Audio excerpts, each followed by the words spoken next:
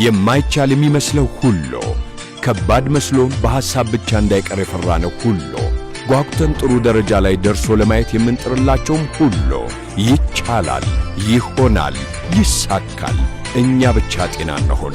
ሕልማችንን በልባችን አኑረን ወደ ፈለግነው ወደ ተመኘነውና ወደ ጓጓንለትም ሁሉ እንደርሳለን። በቀላል ያከፋፈል መንገድ ብልህ የኢንቨስትመንት ተጠቃሚ ሆነን ከአያት ጋር ያሰብነውን እናሳካለን።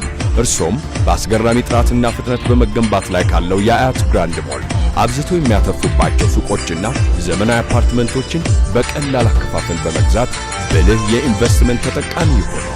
አያት ለተሳካ ሕይወት። አያት